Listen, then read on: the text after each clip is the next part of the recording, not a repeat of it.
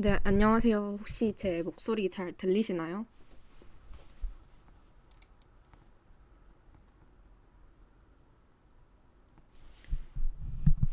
네, 감사합니다. 그러면 강의를 시작하도록 하겠습니다.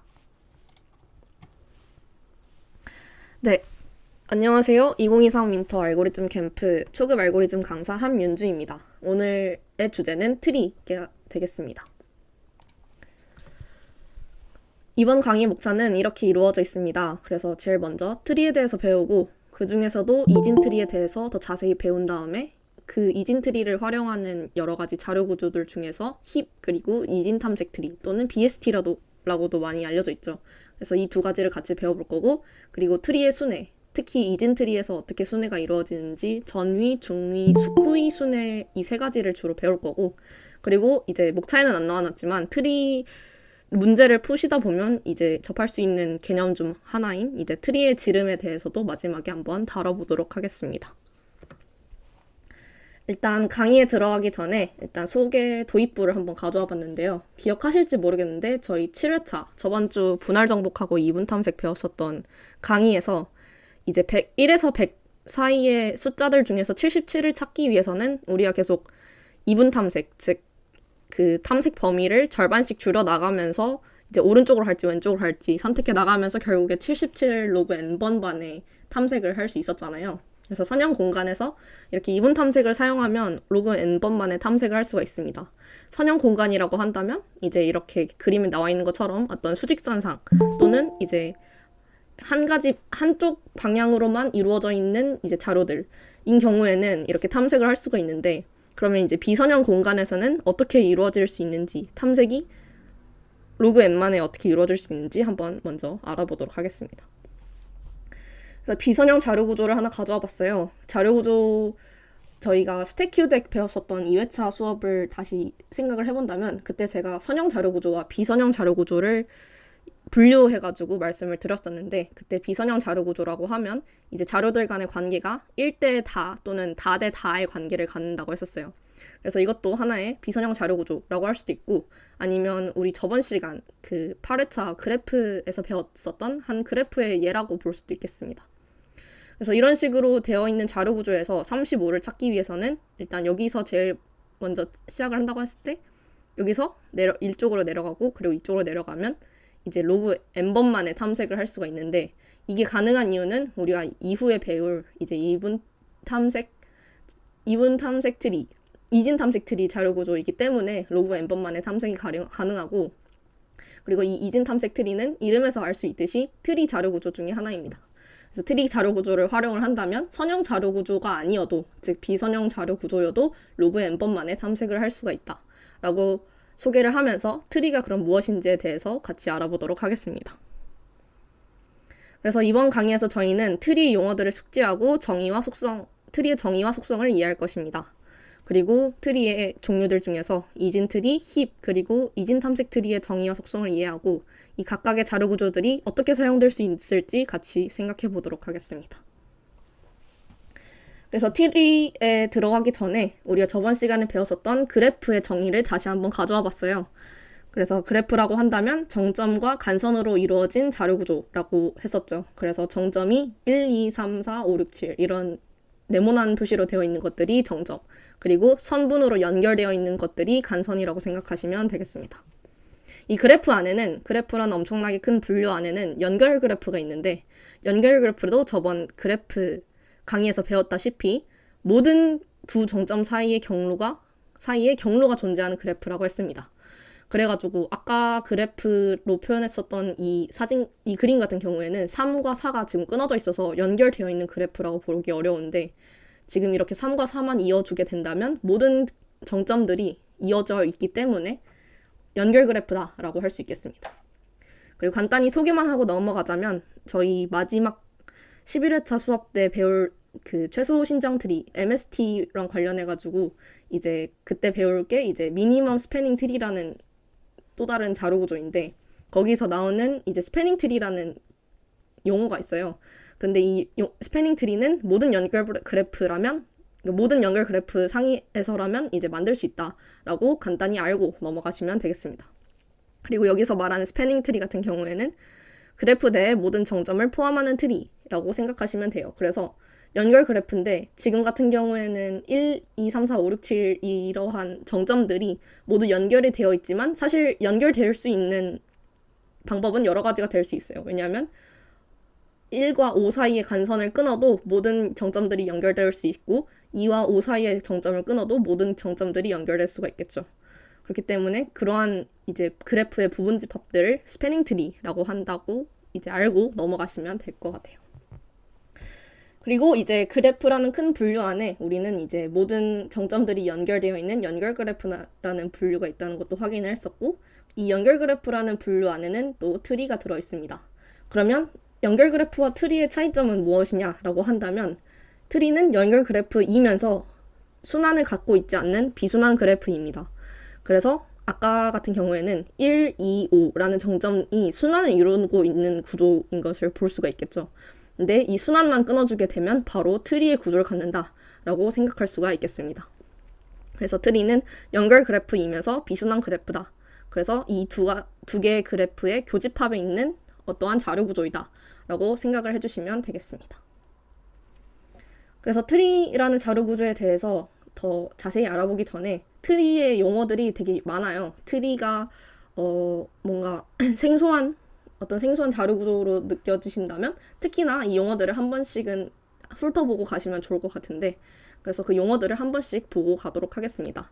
일단 노드랑 간선 같은 경우에는 저희가 8회차 그래프 수업에서도 배웠다시피 이미 배웠었던 용어죠. 그래서 노드는 각각 이 트리를 구성하고 있는 정점들, 그리고 간선은 그 정점과 정점을 잇고 있는 노드, 그리고 이 트리 같은 경우에는 이제 부모와 자식 관계로 이루어져 있는데, 그렇기 때문에 트리에서의 간선은 모두 부모와 자식 사이에 선만 이제 연결되어 있다는 것을 알 수가 있습니다.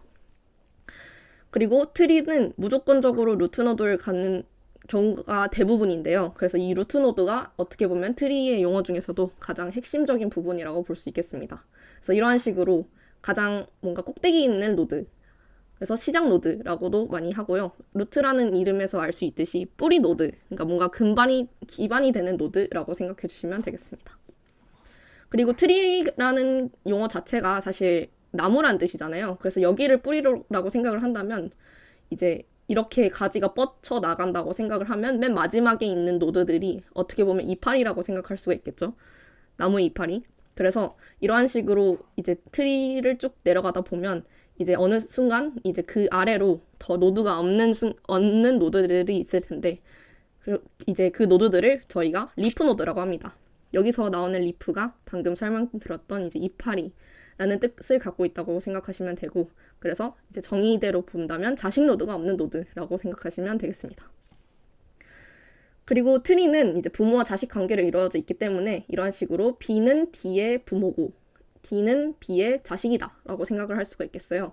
그래서 이런 식으로 간선으로 연결되어 있는 두 개의 노드가 있을 때 이제 더 상위에 있는 노드가 부모 노드, 더 하위에 있는 노드가 자식 노드라고 보시면 될 것 같아요. 그리고 형제 노드 같은 경우에는 이제 부모와 자식 관계를 갖는다고 했을 때 당연히 같은 부모 노드를 공유하고 있는 또 다른 자식 노드가 나의 형제 노드가 된다라고 볼 수가 있겠죠. 그래서 지금 같은 경우에는 H하고 I가 형제 노드, 그리고 F하고 G가 형제 노드라고 볼 수 있겠습니다. 그리고 도상 노드 같은 경우에는 이제 우리가 가계부라고 이걸 잠깐 생각을 해본다면 이게 나고 이게 내 형제고 그리고 이게 내 부모 노드라고 생각을 한다면 그 위에 할아버지 노드, 그리고 증조 할아버지 노드 이런 식으로 있겠죠. 그런 것처럼 이제 부모 노드 이상의 노드들을 모두 조상 노드라고 합니다. 그래서 부모 노드들의 집합이라고 표현을 하고요. 자손 노드는 반대로 증조 할아버지 노드에서 생각을 했을 때 할아버지 노드, 아빠 노드, 나 노드 이렇게 생각을 한다면 이제 그 자식 노드들의 집합이 모두 자손 노드가 된다고 볼 수가 있겠습니다. 용어 정리를 조금 더 해보자면 이제 서브트리라는 용어도 있어요. 서브트리 같은 경우에는 이제 서브가 어떤 부수적인이라는 뜻을 갖고 있잖아요. 영어로 생각을 했을 때. 그래서 하나의 큰 이제 B부터 시작하는 이렇게 된 트리가 있다고 생각했을 때, B를 루트 노드로 갖고 있는 트리를 생각을 했을 때 거기 아래에 나와 있는 이제 자식 노드 두 개가 루트로 이루어져 있는 트리들, 노드를 서브트리라고 합니다. 그래서 어떤 노드 n과 그 자손들로 구성된 트리라고 했는데, 그래서 지금 B를 기준으로 봤을 때 그 자식 노드와 그 아래 자손 노드들까지의 트리를 서브트리라고 한다라고 볼 수 있겠습니다. 그리고 차수라는 용어도 있어요. 차수는 단순하게 자식 노드의 수, 노드에서 사용된다면 자식 노드의 수를 뜻하고, 그래서 예를 들어서 D 같은 경우에는 지금 자식 노드가 H하고 I가 있기 때문에 이 D 노드의 차수는 2가 되고요. 트리의 차수는 트리에 있는 모든 노드들의 차수들 중에서 최대값이라고 했는데, 지금 보시면 아시다시피 이제 모든 노드들이 지금 최대 자식 노드가 2개씩 있습니다. 그렇기 때문에 이 트리의 차수는 2가 된다고 알 수 있겠죠. 그리고 노드의 레벨이라는 것도 있어요. 이거는 옆에 나와 있는 이 선을 좀 참고해 주시면 좋을 것 같은데, 이제 루트 노드를 기준으로 해가지고 이제 거리가 어느 정도 걸리는지, 간선을 몇 개 거쳐야 되는지라고 생각해 주시면 될 것 같아요. 그래서 B 같은 경우에는 루트 노드까지 가려면 여기 있는 간선을 하나 거쳐야 되기 때문에 레벨이 1이고, 여기 있는 H 노드 같은 경우에는 루트 노드까지 가려면 하나, 둘, 셋 이렇게 간선을 3개 거쳐야 되기 때문에 레벨이 3이라고 할 수 있겠습니다. 그리고 높이도 레벨과 동일한 거의 비슷한 개념이라고 생각해 주시면 돼요. 그래서 노드의 높이는 사실상 노드의 레벨, 그래서 H 노드의 높이는 3이라고 생각해 주시면 되고, 트리의 높이는 이제 트리에 있는 모든 노드들의 높이들 중 최대값이라고 생각하시면 됩니다. 그래서 지금 가장 루트 노드에서 멀리 있는 노드가 H, I 그리고 J가 있죠. 그래서 이 3개 노드들의 높이는 모두 이제 3이죠. 그렇기 때문에 이 트리의 높이는 3이라고 생각할 수가 있겠습니다. 이렇게 용어 정리를 한번 해봤는데, 사실상 이 모든 용어들을 다 외운다고 생각하지 마시고, 가장 핵심적인 개념인 이제 루트 노드, 그리고 부모와 자식 관계를 갖고 있기 때문에 부모와 자식 노드, 그리고 당연히 이제 형제 노드라고 생각하기가 편하겠죠.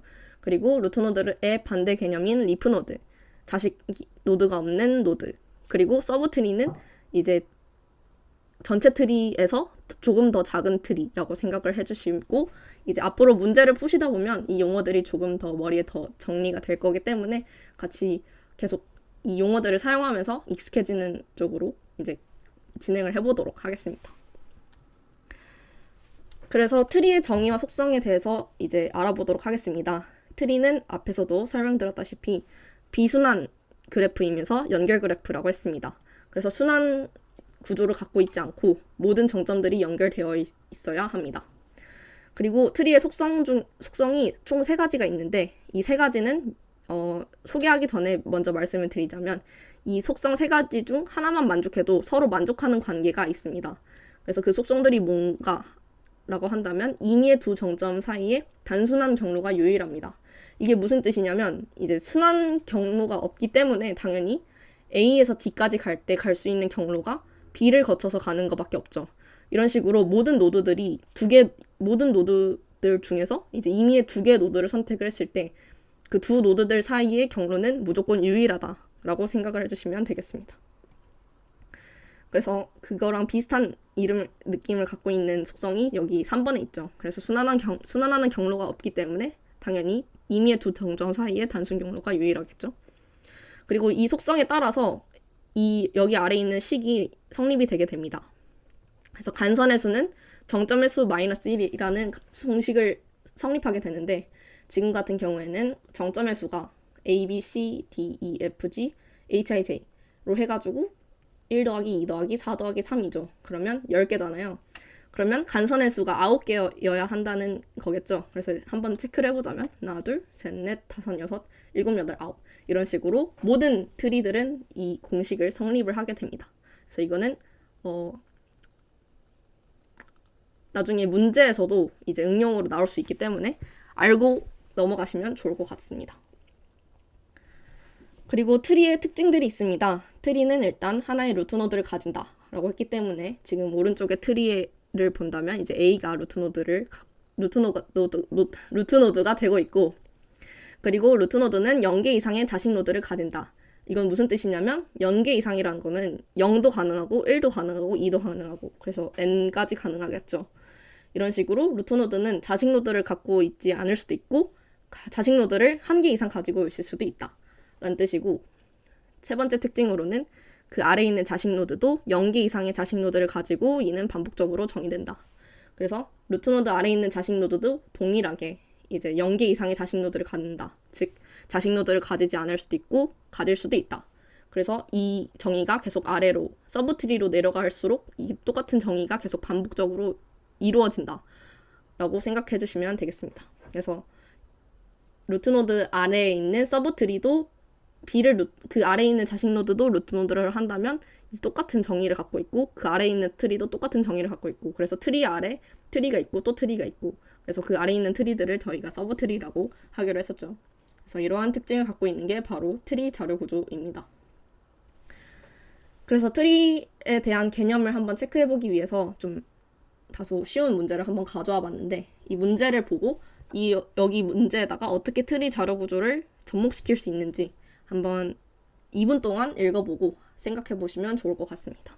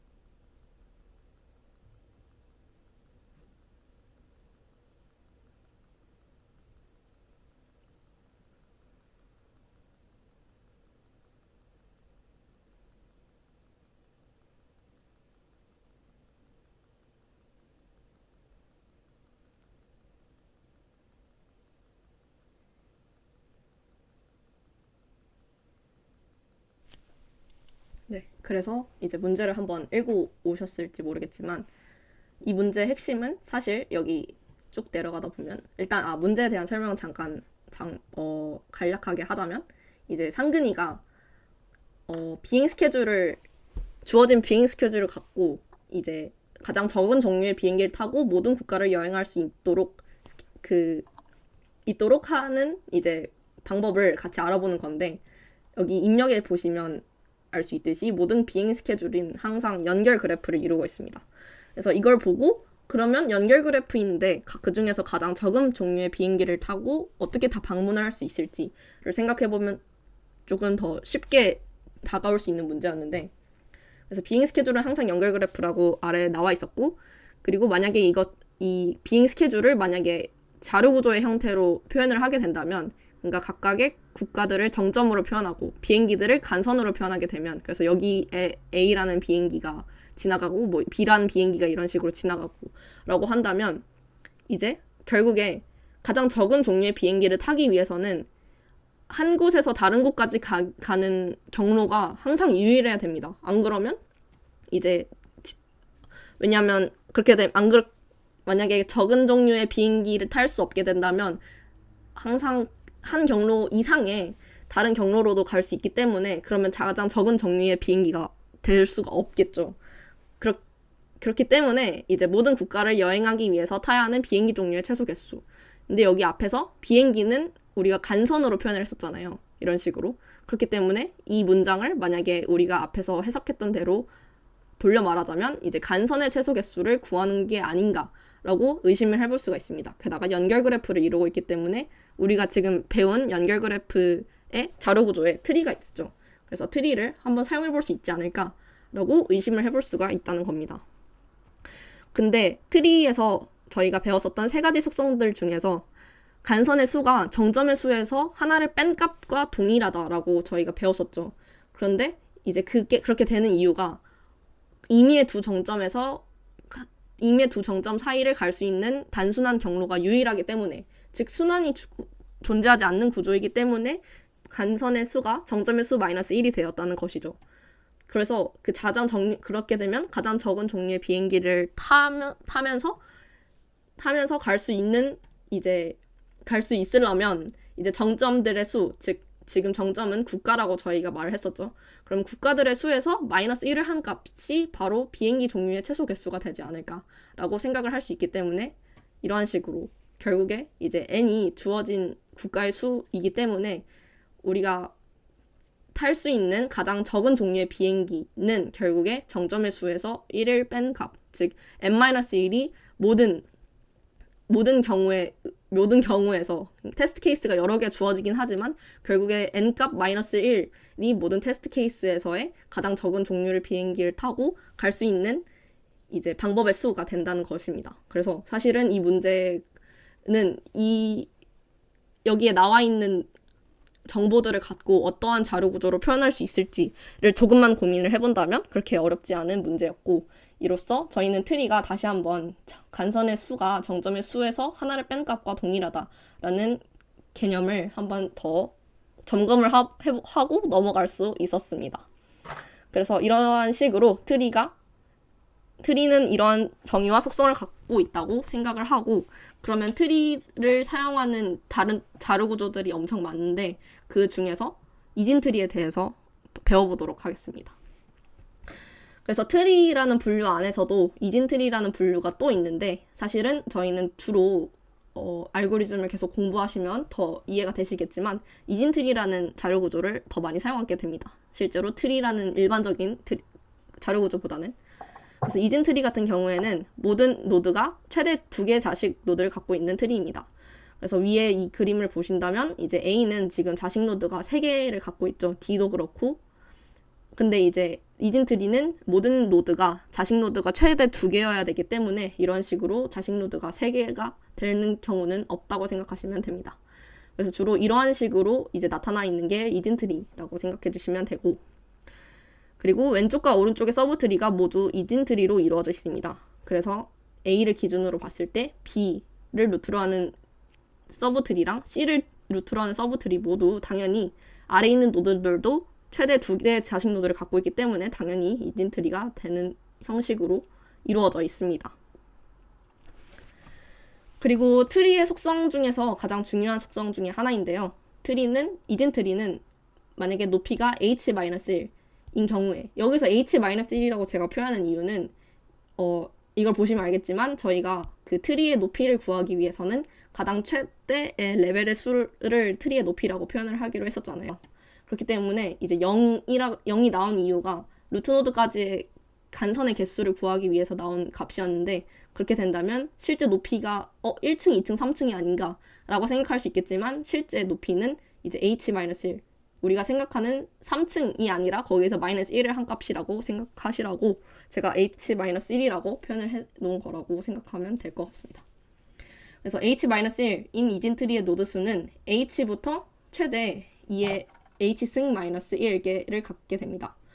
그래서 가장 최소인 경우에는 우리가 뒤에서 배울 이진 트리의 종류 중 하나인 편향 트리인 경우, 편향 이진 트리인 경우에 노드의 수가 최소가 되고, 만약에 이제 최대가 되는 경우에는 이 또한 이제 포화 이진 트리라는 이진 트리의 종류 중 하나인 경우에 노드의 개수가 최대가 되는 형식으로 이루어져 있습니다. 네. 그래서 이 포화인 경우에는 모든 노드의 개수가 이제 마지막 리프 노드를 제외하고 자식 노드 개수가 2개인 경우가 될 거고요.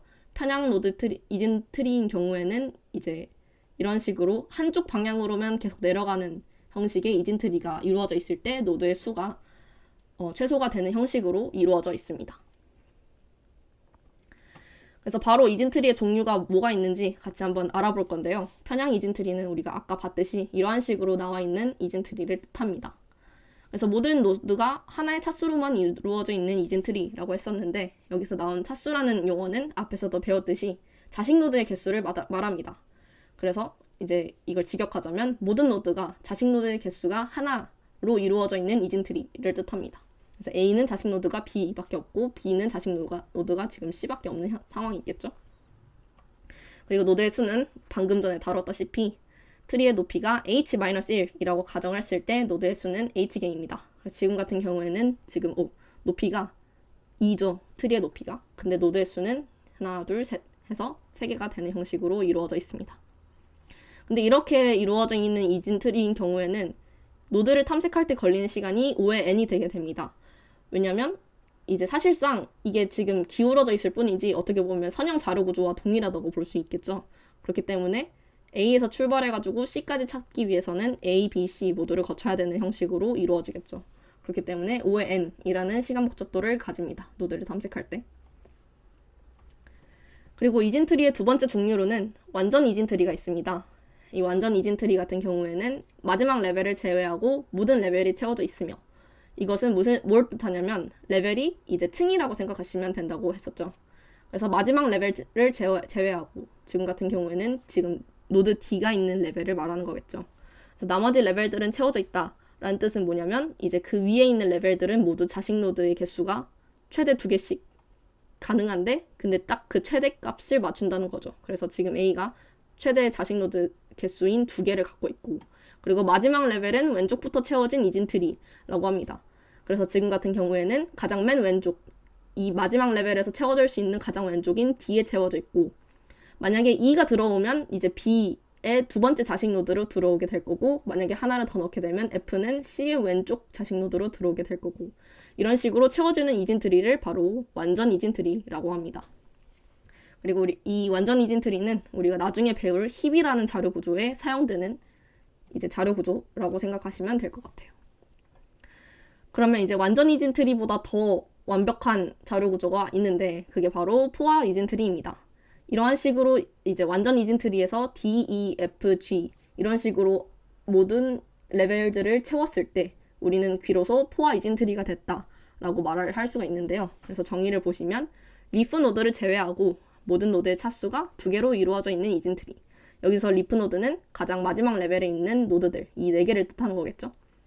그래서 이 노드들을 제외하고 모든 노드들의 차수가 2개, 즉 자식 노드의 개수가 2개인 이진트리라고 했으니까 A도 지금 2개, B도 2개, C도 2개인 형태를 볼 수가 있겠죠. 그리고 포화 이진트리인 형태는 우리가 앞에서 설명드렸다시피 이진트리에서 노드의 수를 가장 최대로 갖는 경우를 뜻합니다. 그래서 트리의 높이가 동일하게 h-1이라고 했을 경우에는 노드의 수가 총 2의 h-1개가 됩니다. 그래서 지금 높이가 지금 2잖아요. 그러면 h는 지금 3인 형태겠죠. 그러면 2의 3승-1, 즉 7개가 되어야 된다는데 한번 확인해보자면 하나, 둘, 셋, 넷, 다섯, 여섯, 일곱 이런 식으로 총 7개가 7개로 이루어져 있는 것을 볼 수가 있습니다. 그래서 편형 이진트리도 그렇고 포화 이진트리도 그렇고 이러한 식으로 이제 공식으로 노드의 수를 파악할 수가 있기 때문에 노드의 수를 바로바로 계산할 수가 있다는 장점이 있습니다. 네, 그래서 이제 저희가 지금까지 트리와 이진트리에 대해서 배워왔고 그 이후에 이진트리를 사용한 여러 가지 자료 구조들 중 힙과 이진 탐색 트리에 대해서 한번 배워볼 건데 생각보다 시간이 별로 안 지나가지고 일단 힙까지만 진행을 하고 쉬는 시간을 거치도록 하겠습니다. 아니면 혹시 여기까지 질문이 있으시면 제가 2분 동안 질문을 먼저 받아보도록 하겠습니다. 만약에 질문이 없으시면 네, 트리라면 n-1로 풀 수 있겠네요. 혹시 이거는 그 편형 이진 트리를 말씀하신 걸까요?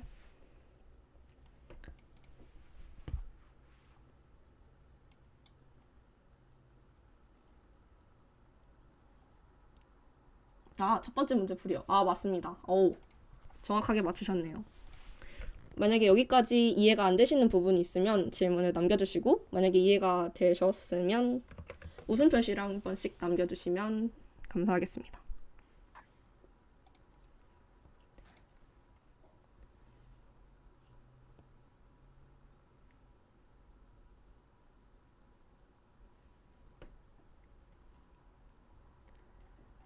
네, 감사합니다. 그러면 바로 힙까지만 진행을 하고 쉬는 시간을 가지도록 하겠습니다.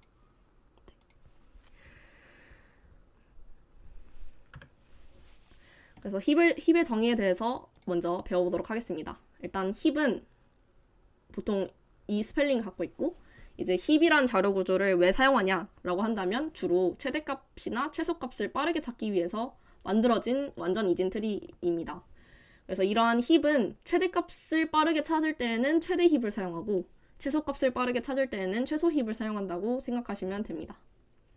그리고 힙의 형태가 지금 이런 식으로 이루어져 있는데, 이제 자세히 보시면 이제 다른 게 지금 제가 물음표로 표시해 둔 부분들이 바로 이제 요소입니다. 그래서 이게 나중에 배열로 저장될 때 어떤 인덱스로 들어갈지를 저장하는 공간인데, 이러한 형식으로 하나의 값만 갖고 있는 게 아니라 키값과 요소값 둘 다 갖고 있다는 것을 알 수가 있겠죠. 그래서 여기 이 노드 같은 경우에는 키가 100, 키값이 100, 그리고 요소값이 지금 물음표로 되어 있는 부분이라고 생각하시면 됩니다. 그리고 이 힙도 당연히 엔진 힙이 가능합니다. 그래서 지금 같은 경우에는 지금 최대 자식 노드의 개수가 2개, 즉 이진 힙을 제가 가져온 형태이지만 자식 노드의 개수가 최대 3개인 3진 힙도 가능하고, 이런 여러 가지 힙들이 있겠지만 그 중에서도 주로 저희는 이진 힙을 사용하기 때문에 이진 힙을 예시로 저희가 한번 알아보도록 하겠습니다. 그래서 지금 갖고 온 그림은 최대 힙입니다. 그래서 최대값을 가장 빠르게 찾기 위해서 만들어진 자료 구조인데, 지금 보시면 가장 최대값이 100이죠. 근데 이 100이 지금 이 트리에 루트 노드에 와 있는 것을 볼 수가 있습니다. 그래서 뒤에서 보면 아실 건데, 이제 보통 이러한 식으로 최대 힙은 최대값이 루트 노드에 있고 최소 힙은 최소값이 루트 노드에 있는 형식으로 이루어져 있습니다. 그리고 힙에 아주 중요한 속성이 있습니다. 그것은 바로 뭐냐면 이제 부모와 자식 노드 사이에 대소 관계가 항상 성립한다는 속성입니다. 근데 이제 아까 말했듯이 모든 노드에는 키값과 요소값을 갖고 있는데, 그러면 대소 관계가 키랑 요소 중에서 어디서 성립을 하냐라고 한다면 이제 키값에서 성립을 한다고 보시면 됩니다. 그래서 여기 노드 안에 들어있는 수가 이제 대소 관계가 성립한다고 생각하시면 됩니다. 그래서 최대 힙 같은 경우에는 이제 페런트의 키값, 즉 부모 노드의 키값이 자식 노드의 키값보다 큰 형태를 갖고 있고, 최소 힙은 그 반대의 형태로 대소 관계가 성립하는 형태를 갖고 있습니다.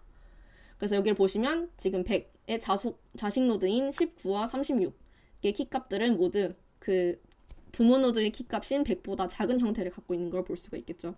그리고 여기 아래에 있는 것고 19보다 더 작은 숫자들이 아래에 있고 36보다 더 작은 숫자들이 아래에 있고, 그리고 17보다 더 작은 숫자들이 자식 노드에 있고, 이런 식으로 이제 대소 관계를 성립한다라고 볼 수가 있겠습니다.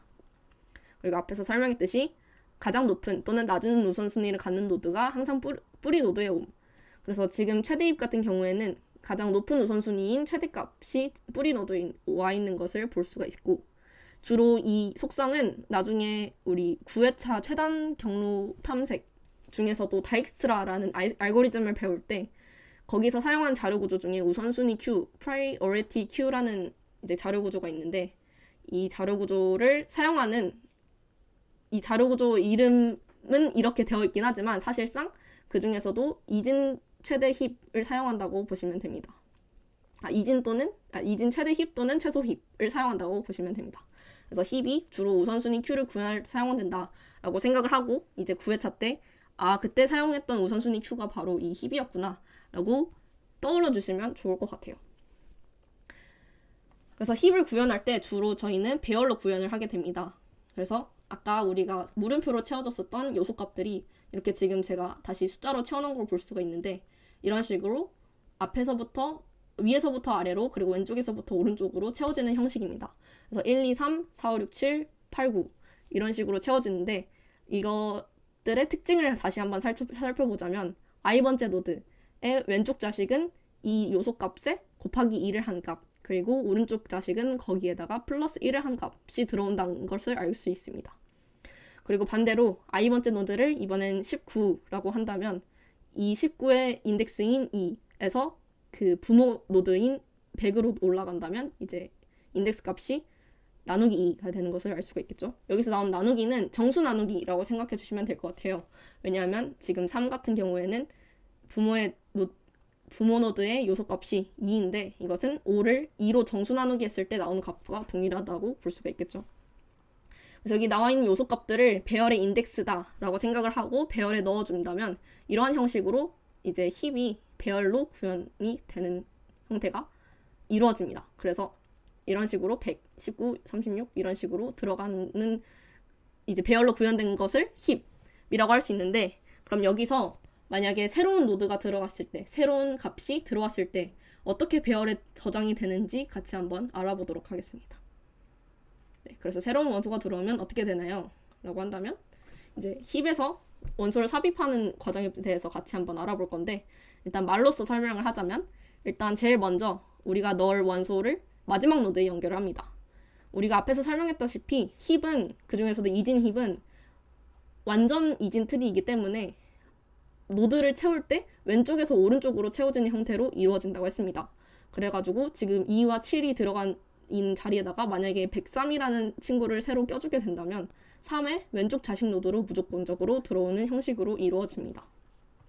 그래서 연결을 한 다음에는 그 이후에 이제 힙의 속성 중에서 부모와 자식 노드의 키값에 대소관계가 성립을 해야 된다고 했었죠. 그 중에서도 최대 힙은 부모 노드의 키값이 자식 노드의 키값보다 커야 하는 형태로 이루어진다고 했습니다. 그래서 지금 같은 경우에는 100이 19와 36보다 큰 형태겠죠. 근데 만약에 103이 여기 들어오게 된다면 그 대소관계가 깨지게 됩니다. 왜냐하면 3은 부모 노드의 키값인 3이 103보다 작기 때문이죠. 그래서 이런 식으로 부모 노드와 계속 비교를 하면서 만약에 필요한 경우에는 부모 노드와 자리를 바꾸게 됩니다. 그런 식으로 점점 이제 우리가 방금 전에 삽입했던 원소가 원래 자리를 찾아가면서 배열에도 여기 나와 있는 요소의 인덱스 값으로 그 값들이 수합되면서 들어가는 형식으로 이루어진다고 보면 될 것 같아요.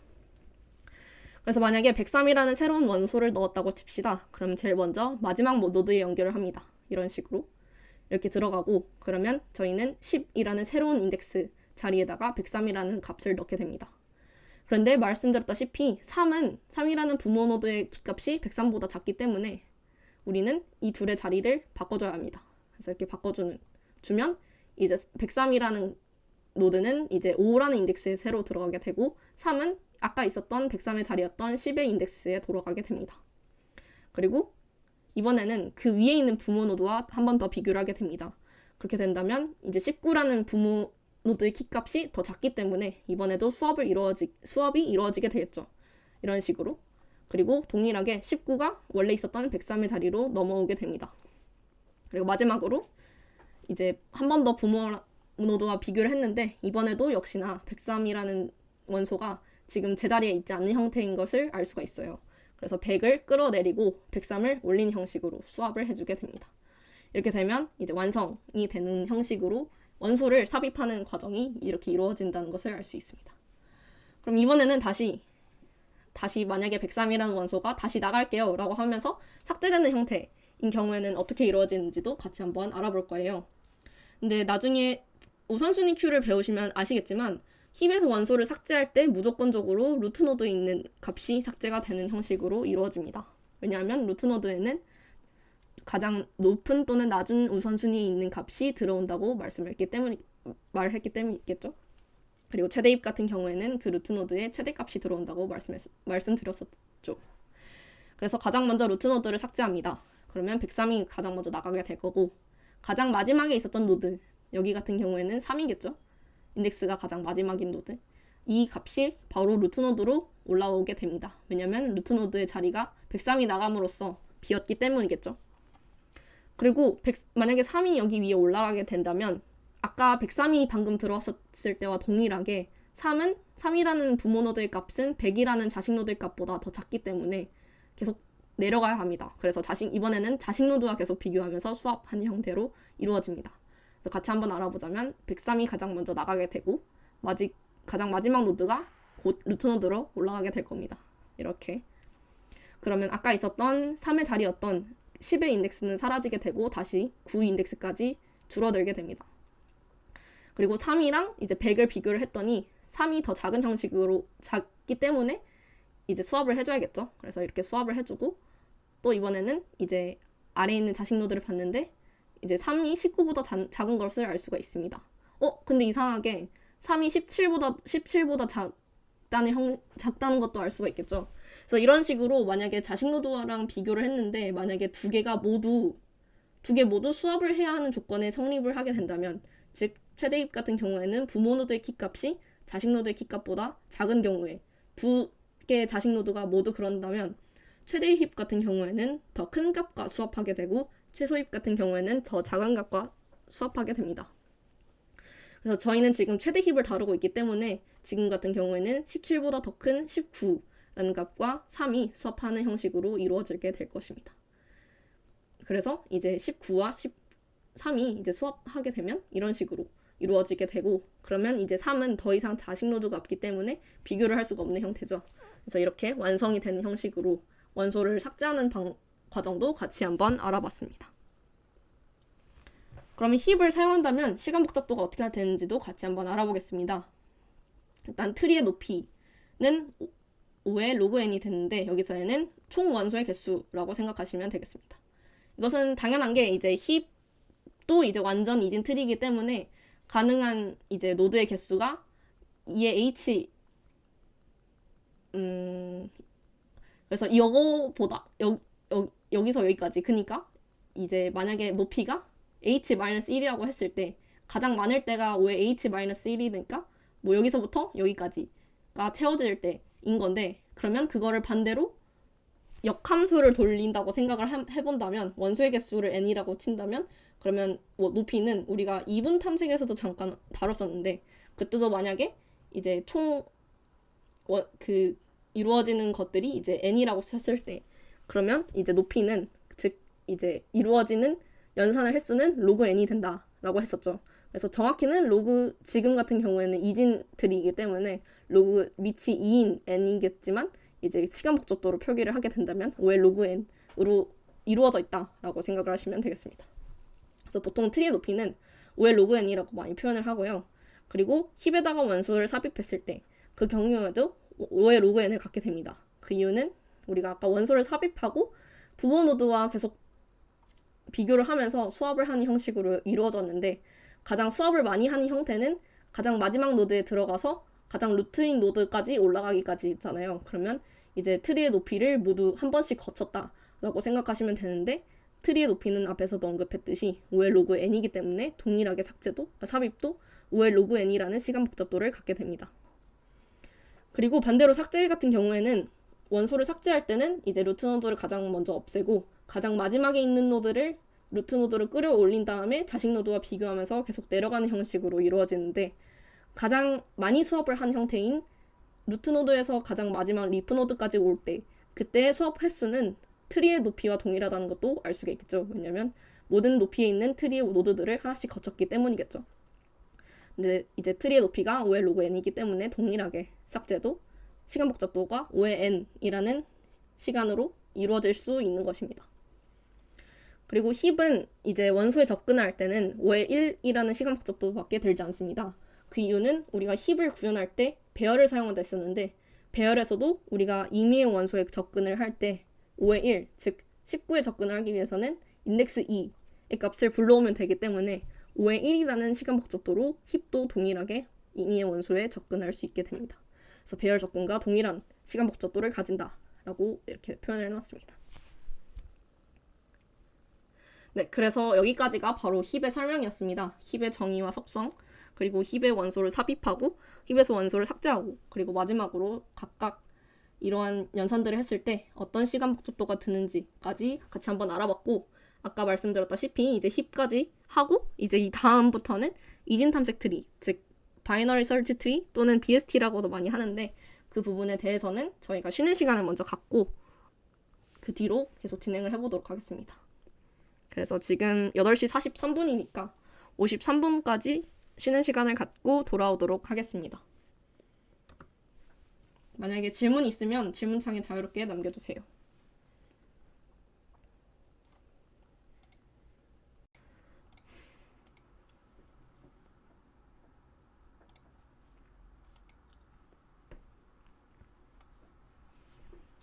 네, 53분이 돼서 이제 이진 탐색 트리로 넘어가도록 하겠습니다.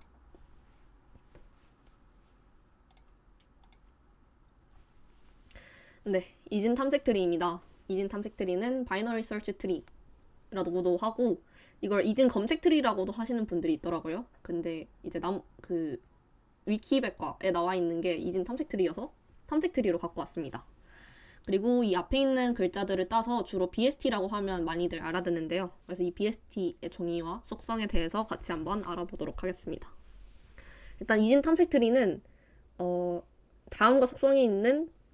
다음과 같은 속성이 있는 이진 트리 자료 구조라고 나와 있는데 무슨 속성들이냐고 하냐면 이제 모든 노드들의 값이 있습니다. 그래서 지금 오른쪽에 BST의 한 가지 예시를 들고 와봤는데요. 지금 볼 수 있듯이 모든 노드들의 값이 들어있는 형태를 볼 수가 있습니다. 그리고 이 값들은 전순서가 있다고 하는데 이 전순서가 무엇이냐라고 한다면 이제 비교할 수 있는 형태여야 한다라고 생각하시면 되겠습니다. 그래서 비교가 가능해야 된다. 그래서 50과 30을 비교했을 때 50이 더 큰 값이다 라고 판단할 수 있는 그런 전순서가 있어야 되고 이건 또 이 전순서가 있다는 게 또 무슨 뜻을 의미하냐면 중복값이 없어야 된다는 뜻을 의미합니다. 그래서 50이란 값은 여기 안에 있는 이제 이진 탐색 트리에서 다시 한 번만 나오고 이제 그 이상은 더 나오면 안 된다라고 보시면 될 것 같고 이진 탐색 트리의 속성 중에서 가장 중요한 속성인데요.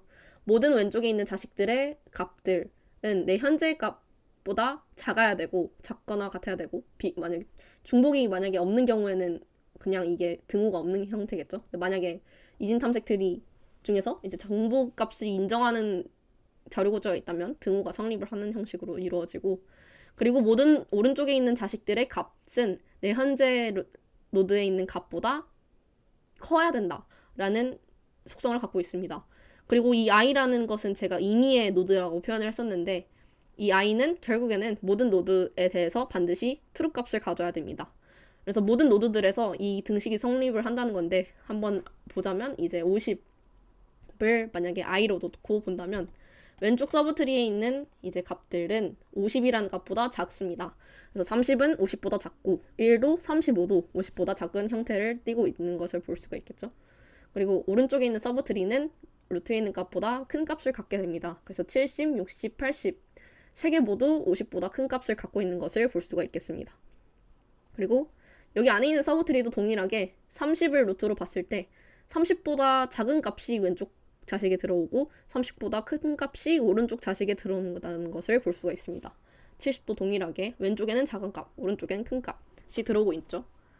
그리고 좌우 서브트리는 다시 BST라고 했는데 이게 무슨 뜻이냐면 아까 설명했다시피 50이라는 루트를 뒀을 때 이제 왼쪽 서브트리와 오른쪽 서브트리로 나뉘는데 이 왼쪽 서브트리도 다시 BST 구조를 이루고 있고 그건 뭘 뜻하냐면 여기 안에 있는 트리도 이제 이 공식을 성립한다. 그래서 아까 말했다시피 왼쪽에는 더 작은 값, 오른쪽에는 더 큰 값이 들어온다는 것을 알 수가 있습니다. 네. 그리고 이것도 저는 처음에 BST를 배웠을 때 헷갈렸던 게 힙은 부모와 자식 간의 대소 관계가 이루어진다고 했었잖아요. 근데 이진 탐색 트리는 이제 왼쪽 자식 노드와 루트 노드와 오른쪽 자식 노드의 대소 관계를 본다고 생각하시면 될 것 같아요. 그래서 만약에 힙 같은 경우에는 그냥 단순히 부모 노드와 자식 노드 사이의 대소 관계인데 이제 이진 탐색 트리는 왼쪽과 오른쪽 모두 이제 본다. 그리고 루트 노드의 값은 항상 중간에 낀다라고 생각하시면 되겠습니다. 그래서 이진 탐색 트리는 이 이름으로부터 알 수 있듯이 사실은 탐색을 효율적으로 하기 위해서 고안해낸 이진 트리를 기반으로 하고 있는 자료 구조입니다. 그래서 서치를 하기 위해서 우리가 과정을 한번 알아볼 건데 일단 제일 먼저 트리에 찾고자 하는 값의 노드가 존재하면 그 노드를 리턴을 하게 되고 그래서 예를 들어서 35를 찾게 된다면 우리가 어느 순간 이 노드에 도착하게 되겠죠. 그 경우에는 35라는 노드를 리턴을 하고 만약에 없으면 널 값을 리턴하게 됩니다. 그래서 어떻게 탐색을 하냐면 일단 찾고자 하는 값과 루트 노드를 항상 비교를 합니다. 그래서 35를 찾게 되면 루트 노드인 50과 먼저 비교를 하게 되고 만약에 찾고자 하는 값이 루트 노드보다 작으면 왼쪽으로 이동, 크면 오른쪽으로 이동 그래서 35가 50보다 작기 때문에 왼쪽으로 이동할 거라고 우리가 예측해 볼 수 있겠죠.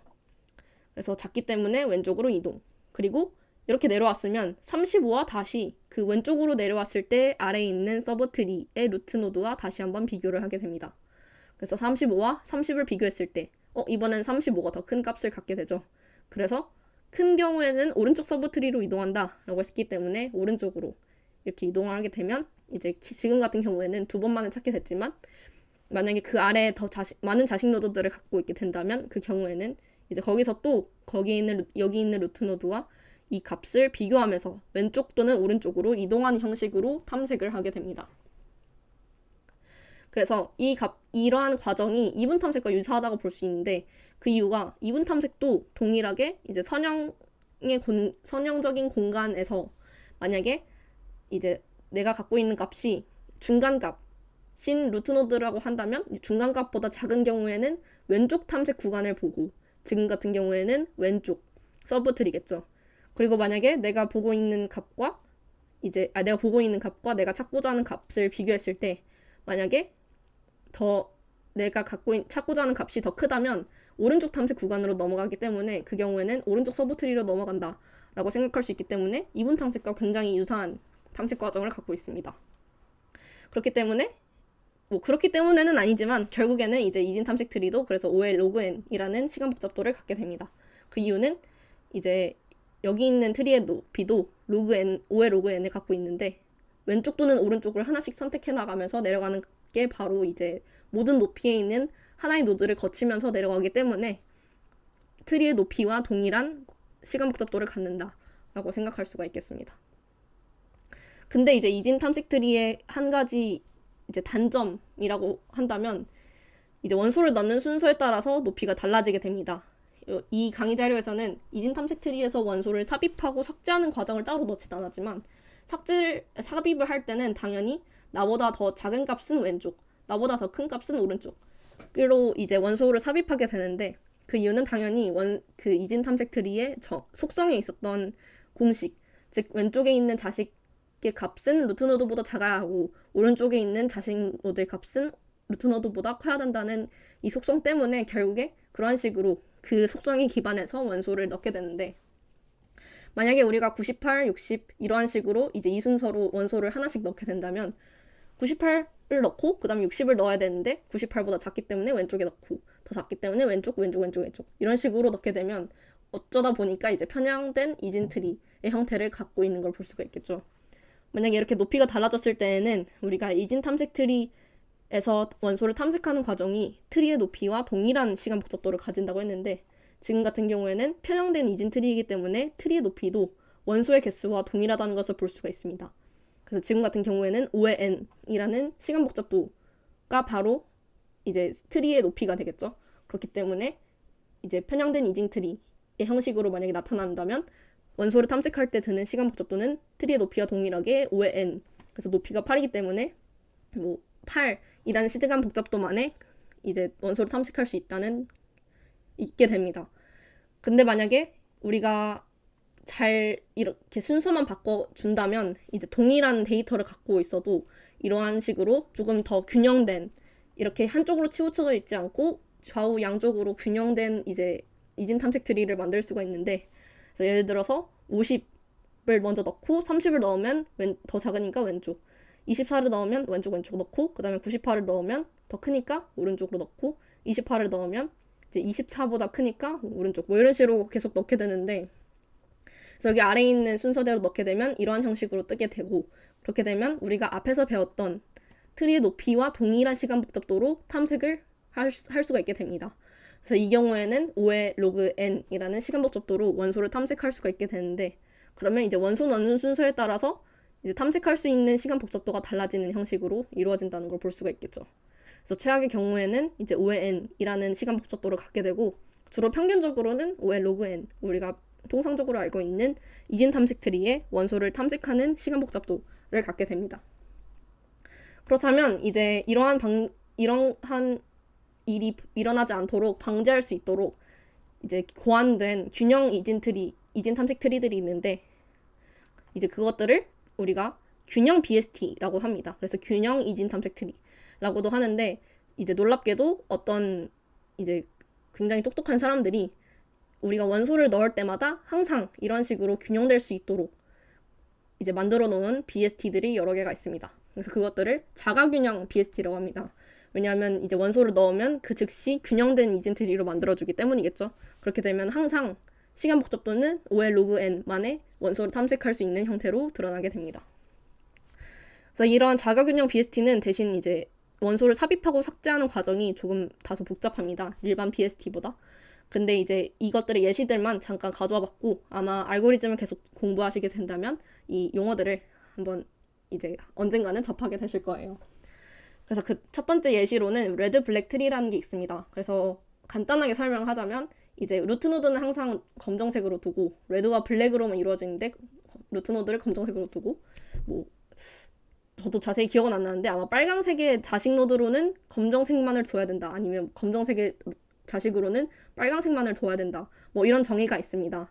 그래서 이러한 식으로 계속 이제 원소를 삽입하고 삭제하게 되면, 그러한 규칙에 따라서 원소를 삽입하고 삭제하게 되면 언제나 이 이진 탐색 트리는 균형된 BST를 이루게 된다라는 이제 한 가지 예시를 갖고 와봤고, 이거 말고도 AVL 트리라고 해가지고 이제 뭔가 균형값이라는 새로운 이제 용어를 도입을 해가지고 이것을 어떻게 돌리면 균형으로 만들 수 있는지, 지금 같은 경우에도 Y를 중심으로 해가지고 어떻게 보면 Z를 오른쪽으로 이제 돌려가지고 만들어진 균형 트리, 이런 식으로 그래 이제 뭐 돌려가면서 균형을 맞춘다.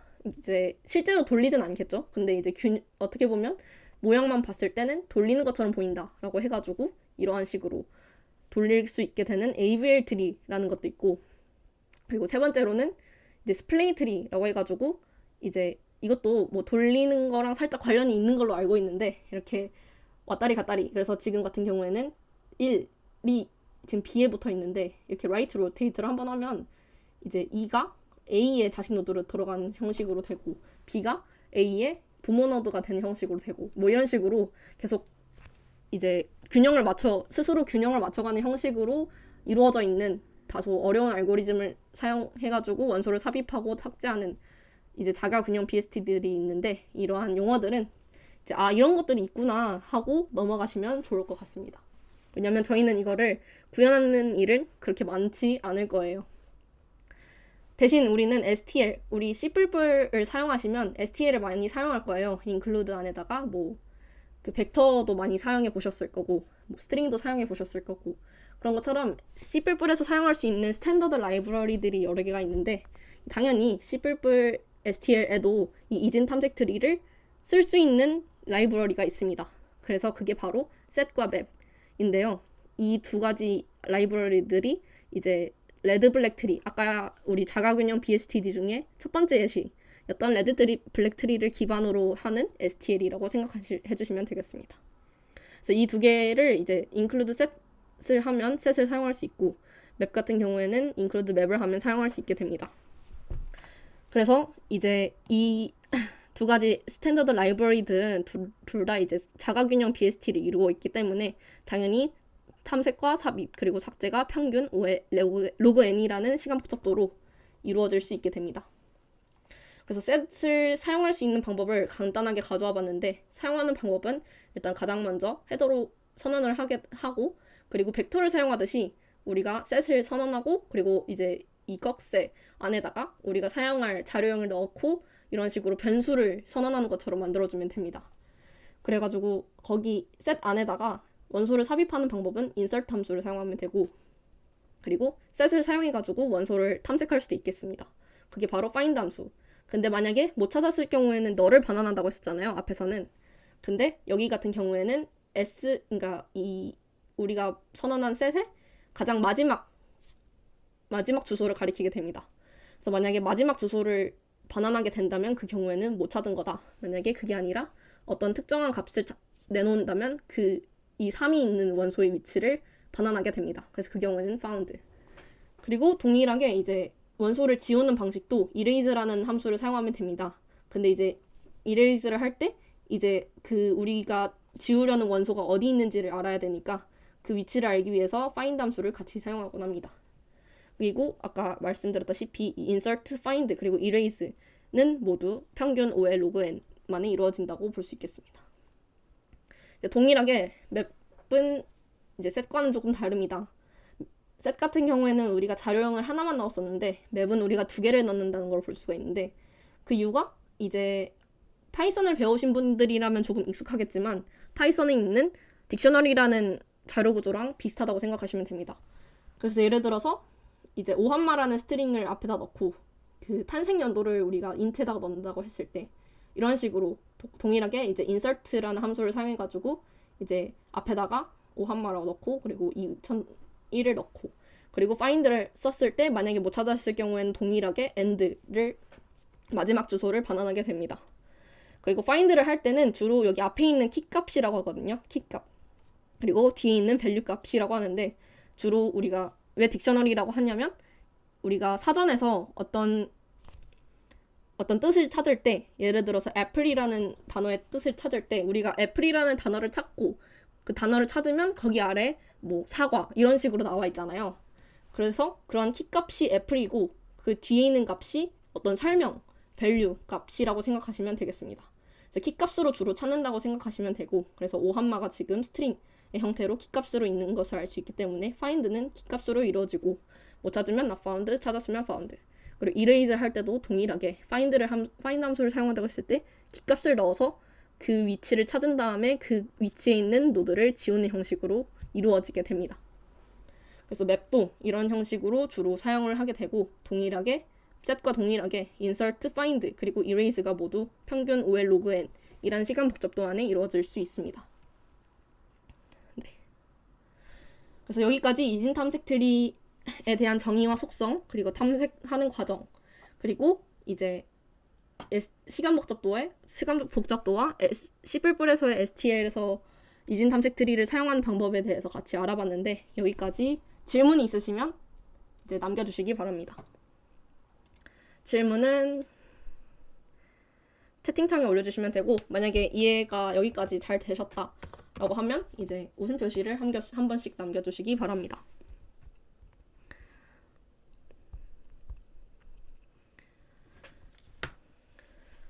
네, 감사합니다. 이제 이 뒤에서는 저희가 이진 트리를 사용하는 힙과 이진 탐색 트리라는 자료 구조를 새로 배워왔고 그 이후에는 이제 우리가 트리의 순회, 트리에서 우리가 어떻게 각 노드들을 탐색하는지 그 대표적인 방법이 총 3가지가 있는데 그 방법들에 대해서 같이 배워보도록 하겠습니다.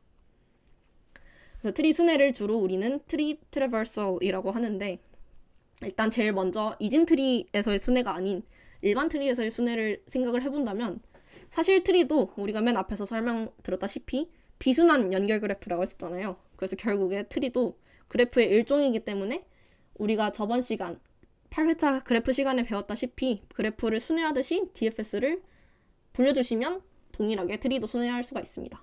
그래서 8회차 그래프에서 우리가 DFS, 깊이 우선 탐색이라는 방식으로 그래프를 탐색했었는데 트리도 동일하게 그래프를 순회하듯이 DFS를 돌리면 되는데 대신 가장 먼저 시작하는 노드 값은 주로 뭐 루트 노드로 하긴 합니다. 왜냐면 제일 위에 있기 때문이겠죠. 그리고 거기서부터 다 연결이 되는 형식으로 이루어져 있는 게 트리이기 때문이겠죠. 근데 우리는 주로 트리 순회를 알고 있냐라고 한다면 이제 이진 트리에서의 순회를 뜻합니다. 그래서 그 이진 트리에서의 순회는 이제 전위, 중위, 후위 이렇게 3개가 있는데 이 3가지를 각각 한 번씩 이제 배워보도록 하겠습니다. 그래서 가장 먼저 전위 순회입니다. 전위 순회는 우리가 주로 pre-order이라고 합니다. 그래서 이 pre-order이라는 전위 순회는 어떤 형식으로 이루어지냐면 제일 먼저 루트 노드를 방문하고 그 다음에 왼쪽에 있는 자식 노드 그리고 오른쪽에 있는 자식 노드를 방문하는 형식으로 이루어집니다. 그래서 보통 이제 VLR이라는 형식으로 표현을 하는데 여기서 V가 루트 노드라고 생각하시면 되고 L과 R은 각각 왼쪽과 오른쪽 자식 노드라고 생각하시면 되겠습니다. 그래서 만약에 우리가 수도코드라기보다는 이제 C++ 간단한 코드로 나타낸다면 우리가 current라는 게 이제 바로 우리가 현재 있는 노드의 위치라고 한다면 만약에 그 값이 null이 아니라면 가장 먼저 루트에 있는 데이터를 출력하고 그 다음에 이제 재귀 형식으로 이루어지는데 왼쪽에 있는 걸로 넘어가고 그리고 오른쪽에 있는 걸로 넘어가고 이러한 형식으로 이루어지게 됩니다. 그래서 주로 이거를 깊이 우선 순회라고도 하는데 그 이유를 이제 그림과 함께 같이 한번 알아보도록 하겠습니다.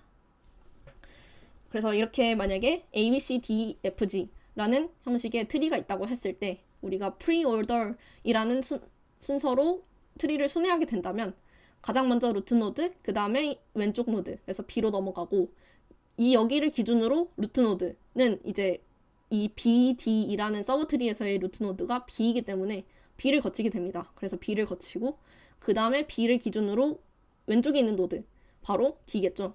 근데 D는 D에서 일단 루트 노드 D에서의 서브 트리는 이제 D만을 갖고 있잖아요. D를 루트 노드를 갖고 있으면서 D만의 노드를 갖고 있기 때문에 D를 일단 출력을 하고 그 다음에 그 아래 있는 왼쪽 노드는 없고 오른쪽 노드도 없기 때문에 올라와서 그 다음에 이제 오른쪽 노드로 넘어가게 됩니다. 그래서 아까 우리 BD라는 큰 서브 트리 안에서 B, 루트 노드 그리고 왼쪽 노드를 봤기 때문에 그 다음으로 오른쪽 노드인 E를 보게 되고 이렇게 되면 여기 아래 있는 서브 트리는 다 봤기 때문에 이제 그 다음에 우리가 A를 보겠죠. A를 봤는데 이미 봤었잖아요. 루트 왼쪽 오른쪽 여기 큰 서브 트리 안에서 루트 노드를 제일 먼저 보고 여기 아래에 있는 서브 트리를 다 봤기 때문에 그 다음으로 오른쪽 서브 트리를 보게 됩니다. 그래서 여기 안에서 동일하게 여기 했었던 것과 동일하게 C, F, G, 루트 왼쪽 오른쪽 이러한 형식으로 진행을 하게 됩니다. 그래서 순회의 결과를 한번 알아보자면 제가 지금 그려놓은 형식대로 A, B, D, E, C, F, G 이런 식으로 이루어지게 됩니다. 그래서 이걸 보시면 왜 깊이 우선 순회라고 할 수 있는지 볼 수 있는데요. 일단 이제 이 루트 노드를 기준으로 가장 먼저 이제 아래까지 내려갔다가 그 다음에 이제 올라오는 형식을 거치기 때문에 이제 다 잘 안 사용하는 것 같긴 한데 가끔 가다가 이제 깊이 우선 순회라고도 한다고 합니다. 그리고 난 다음에 중위 순회가 있습니다. 이 중위 순회 같은 경우에는 아까 있었던 전위 순회와 조금 다릅니다. 아까의 전위 순회는 루트를 제일 먼저 방문하고 그 다음에 왼쪽 오른쪽을 봤는데 이번에 중위 순회에는 루트 노드가 왼쪽과 오른쪽이라는 자식 노드 사이에 탐색을 하는 형식으로 이루어지게 됩니다. 그래서 표현하게 되면 이제 루트 노드가 왼쪽과 오른쪽 사이에 있다라고 볼 수가 있겠고 이제 간단한 C++ 코드로 나타나게 된다면 이제 동일하게 재기 형식으로 이루어진다고 한다면 이제 왼쪽을 가장 먼저 보고 그 다음에 루트 노드, 그 다음에 오른쪽 노드를 보는 형식으로 이루어지게 됩니다. 그래서 만약에 아까의 동일한 트리를 중위 순회를 하게 된다면 이러한 식으로 이루어지는데요. 일단 제일 먼저 왼쪽 노드를 본다고 했습니다. 루트 노드가 A라고 했을 때 왼쪽 노드를 봐야 되는데 왼쪽 노드는 바로 B겠죠. 그래서 B를 봅니다. B가 루트인 서브 트리를 봅니다. 이 서브 트리에서 또 이제 루트 노드를 이번에 먼저 방문하지 않기 때문에 왼쪽 노드를 먼저 보게 됩니다. 그래서 왼쪽 노드로 넘어가면 D가 있겠죠. 그 다음에는 이제 D가 루트 노드인 서브 트리를 보게 된다면 D가 루트인 서브 트리에서는 왼쪽인 자식 노드가 존재하지가 않습니다. 그렇기 때문에 여긴 보지 않고 그 다음에 루트 노드인 D를 보게 되고 그 다음에 이제 원래 있었더라면 D의 오른쪽 자식 노드도 보게 되는데 D의 오른쪽 자식 노드는 존재하지 않기 때문에 바로 올라오게 됩니다. 그럼 다시 D를 보고 난 다음에 B, D, E를 보게 되는데 여기에서 우리가 왼쪽 자식 노드인 D를 봤기 때문에 그 다음으로는 루트 노드인 B를 보게 되고 그 다음에 오른쪽 노드인 E를 보게 됩니다. 그리고 난 다음엔 이 A가 여기 서브트리를 다 봤기 때문에 A가 루트인 서브트리로 다시 넘어오게 되는데 이 경우에도 왼쪽 서브트리는 모두 봤고 그 다음에 루트인 A 노드를 보고 그 다음에 이번에는 오른쪽 서브트리로 넘어가게 되면서 여기 오른쪽 서브트리도 왼쪽에 있었던 서브트리와 동일하게 왼쪽 루트 오른쪽의 형식으로 이루어지게 됩니다. 그래서 만약에 순위 결과를 나타나게 된다면 DBE, AB, AF, CG의 형태로 이루어지게 되는데 이걸 보니까 왜 대칭순회라고 하는지 조금 이해가 되시겠죠? 이제 경로만 봤을 때는 이제 루트 노드를 중심으로 대칭으로 이루어져 있는 경로인 것 같다 라고 해서 가끔 대칭순회라고도 하는 것 같습니다. 그리고 이 중위순회 같은 경우에는 이제 아까 같은 경우에는 A, B, C, D, E, F, G라는 임의의 값을 넣어놨는데 만약에 BST 값을 갖고 오게 된다면 우리가 BST에서 이 동일하게 중위순회를 중위순회를 형식으로 탐색을 하게 된다면 이제 오름차순 또는 내림차순으로 값을 가져올 수가 있습니다. 그래가지고 지금 순회를 해본다면 동일하게 1, 30, 35, 50, 60, 70, 80 이 형식으로 이루어지게 되는데 여기 결과를 보면 알 수 있다시피 오름차순으로 값을 갖고 오고 있다는 것을 알 수가 있습니다. 그럼 내림차순은 어떻게 하냐라고 한다면 그냥 반대로 가면 되겠죠. 80, 70, 60, 50, 35, 31 그러면 이제 중위순회로 갔었던 과정을 반대로 가면 바로 내림차순으로 값을 가져올 수 있게 됩니다. 그래서 RVL의 형식으로 가면 이제 내림차순으로 값을 가져올 수가 있습니다. 그리고 마지막으로 후위순회입니다. 후위순회 같은 경우에는 루트가 가장 마지막에 오는 형태로 이제 기억하시면 조금 쉬우실 텐데요. 그래서 왼쪽, 오른쪽 루트의 형식으로 진행이 됩니다.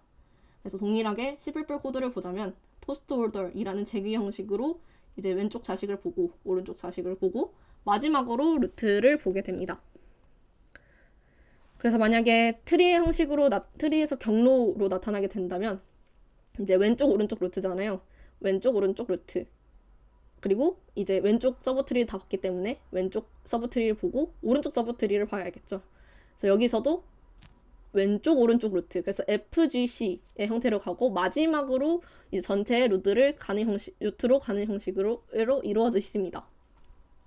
그래서 순회 결과를 나타나게 되면 DEB, FGC, A의 형식으로 순회가 이루어지게 되고 주로 이 후위 순회는 트리에서 원소를 삭제할 때 사용됩니다. 그래서 이게 무슨 뜻이냐면 이제 우리가 부모 노드를 삭제를 하는 경우가 생긴다면 예를 들어서 이 트리에서 B라는 원소를 빼게 된다면 여기 아래에 있는 자식 노드들을 바로 연결할 수가 없잖아요. 그래서 그 경우에 우리가 주로 자식 노드들을 먼저 삭제한 다음에 부모 노드를 마지막에 삭제를 하는 형식으로 이루어집니다. 근데 이제 후위 순회가 부모 노드를 마지막에 삭제하는 마지막으로 탐색하는 형식으로 이루어져 있기 때문에 그래서 트리에서 원소를 삭제할 때 사용된다고 합니다.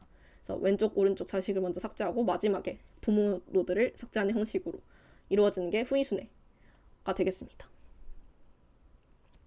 그래서 이러한 세 가지 순회를 우리가 배워봤었는데 이거를 응용을 해보자면 우리가 만약에 가장 리프 노드에는 이제 P 연산자 값 그리고 이제 리프 노드가 아닌 곳에는 연산자 값을 넣었다고 했을 때 우리가 이렇게 나와 있는 트리를 전위 순회했을 때는 이것은 루트 왼쪽 오른쪽이라고 했었죠.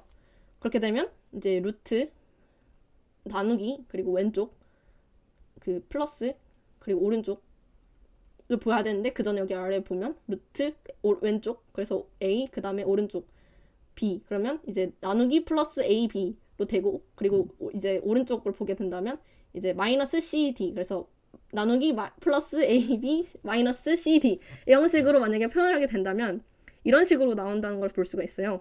그래서 디비전이 바로 이제 이거 나누기 표시겠죠. 그래서 나누기 플러스 AB 마이너스 CD를 만약에 이제 괄호를 적절히 쳐가지고 나타나게 된다면 이것은 바로 펑셔널 폼을 띈다고 볼 수가 있겠습니다. 왜냐하면 이제 A랑 B를 더하는 펑션이 있고 C랑 D를 마이너스하는 펑션이 있고 이 두 개의 값을 디비전하는 펑션이 있다고 했을 때 여기 이렇게 나와 있는 순서가 펑셔널 폼과 동일하다 라고 볼 수 있기 때문에 만약에 이러한 식으로 트리가 이루어졌을 때 전위 순회를 하게 되면 이러한 형식을 이렇게 이제 펑셔널 폼을 띈다는 것을 볼 수가 있겠습니다. 그리고 두 번째로는 중위인데요. 이것을 동일하게 중위로 표현을 하게 된다면 이제 A 더하기 B 나누기 C-D가 되게 됩니다. 왜냐면 이렇게 이루어진 게 중위 순회였죠. 그래서 이거를 괄호를 적절히 친다면 이제 A 더하기 B 나누기 C-D 이기 때문에 우리에게 익숙한 형식으로 이제 결과값이 나온다는 것을 볼 수가 있겠습니다. 그리고 마지막으로 후위 같은 경우에는 루트 노드를 마지막에 탐색한다고 했었죠. 그래서 후위 표기법대로 여기 있는 트리를 탐색을 하게 되면 AB 플러스 CD 마이너스 나누기의 형식으로 나오게 되는데 이것은 이제 스택 머신 또는 후위 표기법으로 나타난다고 볼 수가 있겠습니다. 그래서 기억을 하실지 모르겠는데 저희 2회차 스택큐 배웠을 때 후위 표기법을 계산할 때 스택을 사용한다라는 이제 개념을 저희가 배웠었어요. 그래가지고 여기에 나와 있는 후위 표기법 그리고 스택머신에 나와 있는 스택머신을 우리가 풀 때 우리가 이제 열린 괄호들을 넣고 닫힌 괄호가 나올 때마다 이제 열린 괄호들을 하나씩 팝하는 형식이 바로 스택머신이라 했는데, 그래서 그때 사용하는 후위 표기법과 동일한 형식으로 나온다는 것을 볼 수가 있겠습니다. 그래서 예시도 동일한 것으로 가져왔어요. 여기 나와 있는 값이 여기랑 동일하다는 것을 볼 수가 있겠죠. 전위 표기법은 이렇게 펑셔널 폼을 띈다는 것도 볼 수가 있겠고요. 그래서 만약에 순회를 응용해가지고 리프 노드에 있는 값들을 피연산자 값 AB랑 CD, 그리고 그 이외의 노드들은 연산자 값 더하기 나누기 곱하기 빼기 이런 값들로 채워지게 되면 이렇게 전위, 중위, 후위로 순회할 때마다 다른 형식으로 우리가 이제 연관 지을 수 있는 형식으로 나온다는 것을 알 수가 있겠습니다. 그리고 추가적인 설명을 하자면 이제 전위가 프리오더이라고 했었잖아요. 그래서 전이 어떻게 보면 루트 노드를 자식 노드보다 이전에 탐색한다 라는 뜻을 갖고 있기 때문에 프리가 영어로 뭔가 이전에 뭔가 수행하다 이런 뜻을 갖고 있기 때문에 그래서 프리오더라고 하는 거고, 인오더는 이제 루트 노드가 지금 왼쪽과 자식 노드 사이에 들어가 있는 형식인 거잖아요. 사이에 들어가서 탐색을 하는 형식이기 때문에 inOrder이라고 외우시면 좀 편하고요. 마지막으로 후위 노드 같은 경우에는 이제 왼쪽, 오른쪽 자식 노드를 모두 탐색한 다음에 마지막으로 루트 노드를 탐색하잖아요. 그래서 포스트라는 이제 영어의 접두사가 뭔가 미래에 한다 약간 이런 느낌이잖아요. 뒤에 나중에 한다. 왜냐면 포스트폰이라는 단어가 미루다라는 뜻을 갖고 있다시피 나중에라는 뜻을 갖고 있는 접두사이기 때문에 그래서 포스트 오더이라고 한다 라고 하면 나중에 이 여기 나와 있는 단어들이 영어로 나와 있어도 조금 더 쉽게 이해를 할 수 있을 것 같습니다. 네. 그래서 여기까지 전위, 중위, 그리고 후위 트리의 세 가지, 리진 트리의 세 가지 순회법에 대해서 같이 배워봤는데, 여기까지 만약에 이해가 안 되시는 부분이 있으면 질문을 남겨주시고, 질문이 들어왔네요. 질문을 먼저 답해 보도록 하겠습니다. 이진 탐색 트리에 스트링을 넣으면 스트링 컴페어 결과에 따라서 정렬되나요? 라고 하셨는데, 이건 뭐냐면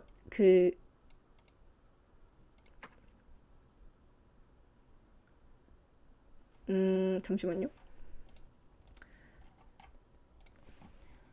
이건데 그러네요. 저도 이거를 사용만 하고 한 번도 원리에 대해서 찾아보지 않았는데, 이건에 대한 거는, 이 질문에 대한 답은 제가 이제 수업이 끝나고 찾아보고 이제 저희 디스코드 초급 질문방에다가 바로 남겨드리도록 하겠습니다. 그래서 제가 알기로는 아마도 키값인데, 왜냐면 키값으로 찾기 때문이겠죠. 근데 이제 만약에 이게 확실한지 아닌지 일단 찾아보고 확실한 답으로 이제 디스코드 서버에다가 답변해 드리도록 하겠습니다. 그래서 이거 말고도 트리 순회 부분까지 이해가 안 되시는 부분이 있으면 채팅창에 남겨주시고, 그리고 만약에 이해가 잘 되셨으면 메롱 표시를 한 번씩 남겨주시기 바랍니다.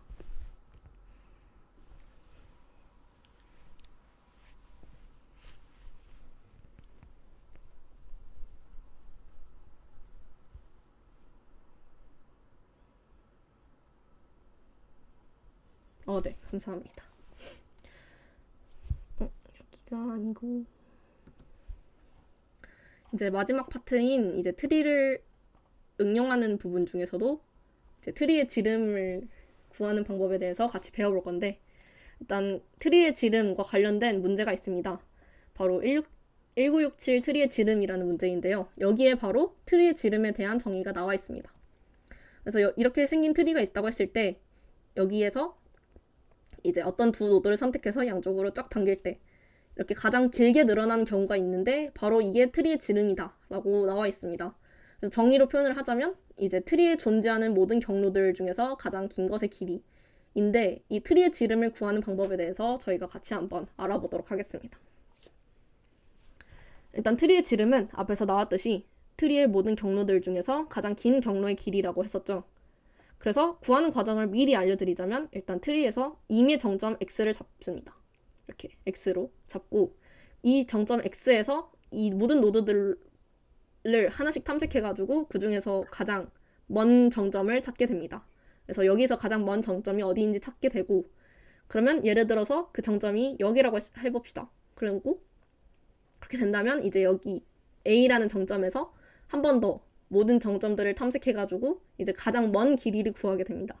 그러면 이제 나중에 여기가 B가 되게 되는데, 그렇게 되면 이제 A에서 B까지의 거리가 바로 우리가 구해야 하는 트리의 지름이 된다고 하는데, 솔직히 그렇게 말하면 확 안 와닿잖아요. 왜냐면 이렇게 트리가 이렇게 이루어져 있는데 이렇게 수직선 상이 아니라 넓게 펼쳐져 있는 형태여가지고 좀 이해하기가 어려울 것 같아서 한번 수직선으로 나타내는 것을 보여드리도록 하겠습니다. 그래서 지금 같은 경우에는 자식 노드가 이렇게 아래로 펼쳐져 있는 형태인데, 이 거리를 유지하면서 여기 수직선에다가 붙인다고 한번 생각을 해봅시다. 그리고 이 두 개의 노드는 모두 같은 거리를 갖고 있다고 생각을 하고, 그리고 이 노드도 동일하게 여기 이쪽에 있는 수직선에 붙여본다고 생각을 해보면 이런 형식으로 되는데요. 여기에는 두 개 노드가 겹쳐 있다고 생각하시면 되겠습니다. 그러면 조금 더 이제 이해가 좀 되시겠죠? 여기서 가장 먼 곳의 노드는 이제 거리상 당연히 여기 있는 노드가 되겠습니다. 그래서 여기까지의 노드를 탐색을 하면 이제 DFS를 돌린다고 하는데, 그 이유가 모든 노드를 탐색해서 이 X라는 정점, 임의의 정점에서 가장 먼 정점을 찾게 됩니다. 그래서 DFS를 한 번 돌림으로써 이 가장 먼 정점 A를 찾게 되고, 이 A라는 정점에서 한 번 더 DFS를 돌리면 이제 모든 정점을 탐색해가지고 가장 먼 경로를 찾게 됩니다. 그러면 A에서 B까지의 그 거리가 바로 트리의 지름이 되기 때문에 결국에 우리는 트리의 지름을 DFS 2번 만에 구할 수 있게 되는 형식으로 이루어져 있습니다. 그래서 이 DFS는 당연히 우리가 트리의 순회의 앞부분에서 일반 트리를 순회할 때 그래프라고 생각하고 순회해라 라고 했던 것처럼 이제 그래프에 나왔던 DFS와 동일하게 순회를 해주시면 되고, 여기에 나와 있는 임의의 정점은 정말 임의로 정점을 잡아가지고 해도 이제 어떤 정점을 잡아서 해도 무조건 DFS 2번 만에 트리의 지름을 구할 수 있기 때문에 이제 DFS 2번을 돌려서 이 문제도 트리의 지름을 꼭 구해보시기 바랍니다. 그래서 마지막으로 트리를 한번 정리를 해보도록 하겠습니다. 트리는 비순환 연결 그래프라고 했었죠. 모든 이제 임의의 두 정점 사이에 단순 경로가 유일하고 순환이 존재하지 않는 모든 정점들이 연결되어 있는 연결 그래프다 라고 했었고, 이제 또 중요한 속성 중에 하나였던 간선의 숫자는 간선의 숫자는 항상 정점의 숫자 -1이 되는 형식으로 이루어져 있다. 그게 트리다 라고 했었고, 그 중에서도 이진 트리는 자식 노드가 최대 2개를 갖고 있는 트리를 말했었고, 이진 트리 같은 경우에는 높이가 h-1인 경우, 레벨이 0부터 시작한다고 했을 때 그때 노드의 수는 h 편향된 트리인 경우일 때부터 이제 포화 이진 트리일 때까지 2의 h 승 -1이 될 때까지, 그래서 노드 수는 최소 h 최대 2의 h 승 -1의 형식으로 이루어져 있다고 했습니다. 그리고 힙은 그 중에서도 최대 힙은 이제 그냥 힙만 말씀을 드리자면 부모 노드의 키값과 자식 노드의 키값의 대소관계가 성립하는 완전 이진트리 자료구조라고 했었고, 그 중에서도 최대 힙, 왜냐면 힙은 최소와 최대 힙으로 나뉘는데 그 중에서도 최대 힙을 보자면 이제 부모 노드의 키값이 자식 노드의 키값보다 커야 합니다. 그래서 100이 19와 36보다 큰 값을 갖고 있는 것을 알 수가 있죠. 그리고 이제 최대 힙 같은 경우에는 가장 큰 값이 루트 노드에 오게 됩니다. 그래서 100이 지금 루트 노드에 오고 있고, 이거는 나중에 저희가 다음 시간인 우선순위 Q에서도 다시 한번 다뤄볼 예정입니다. 그리고 이진 트리를 사용하는 또 다른 자료 구조 중에 이진 탐색 트리인 BST가 있습니다. 이 BST의 가장 중요한 속성이었던 어떤 노드에서든 간에 이 노드를 중심으로 이제 왼쪽에 있는 자식들의 노드 값보다 커야 되고 오른쪽에 있는 자식의 노드 값보다 작아야 된다 라는 속성을 가지고 있었고, BST는 원소를 탐색, 삽입, 그리고 삭제하는 게 모두 5의 로그 n, 즉 자가균형 BST인 경우에 평균 로그 n을 가진다고 했었고, 우리가 C++을 STL에서 사용하게 된다면 set과 map에서 사용할 수 있다고 말씀드렸습니다. 그리고 트리의 순회 중에서 또 이제 이진 트리에서의 순회는 총 3개가 있다고 했었는데 전이, 중이, 후이가 있었다고 했었죠. 전이는 가장 먼저 루트 노드 값을 보고, 중이는 이제 왼쪽 자식 노드와 오른쪽 자식 노드 사이에 루트 노드를 본다고 했었고, 후이는 루트 노드를 마지막에 본 형태로 이루어진다고 말씀드렸습니다. 그리고 마지막으로 트리의 지름을 구하기 위해서는 DFS를 임의의 정점에서 2번만 돌린다면 바로 구할 수 있는 형식으로 나타나 있다 라고도 하면서 이제 오늘의 강의의 내용은 여기까지였습니다. 그래서 이번에 연습 문제는 우리가 트리의 개념을 사용하는 상근의 여행이라는 문제랑 트리의 순회를 좀 간단하게 다루고 있는 문제 하나랑 마지막에 우리가 봤었던 트리의 지름이라는 문제를 드렸었고, 여기에 이제 다양하게 문제를 좀 넣어봤어요. 이제 실제로 힙을 구현하는 문제도 있고, 순회를 예를 들어서 전이 순회를 중이 순회로 바꾸는 문제도 있고, 그리고 이제 트리의 자료 구조의 정보를 어떻게 담을 수 있는지를 고민해 볼 수 있는 문제들로 넣어놨으니까 여기 있는 문제들 중에서 이제 총 4개를 풀어주시면 이제 출석으로 인정이 되겠습니다. 네. 그래서 오늘의 강의는 여기까지였고요. 질문이 있으시면 남아서 질문을 해주시면 될 것 같고, 그리고 나가시기 전에 제가 폼 링크를 이번에는 가져왔습니다. 그래서 나가시기 전에 폼을 한 번씩만 작성해 주시고 나가주시면 감사하겠습니다. 네, 수고 많으셨습니다.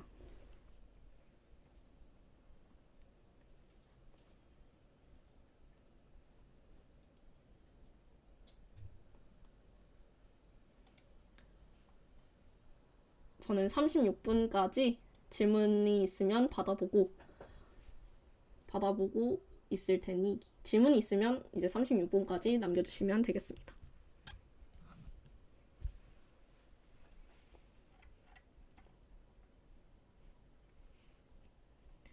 네, 수고 많으셨습니다.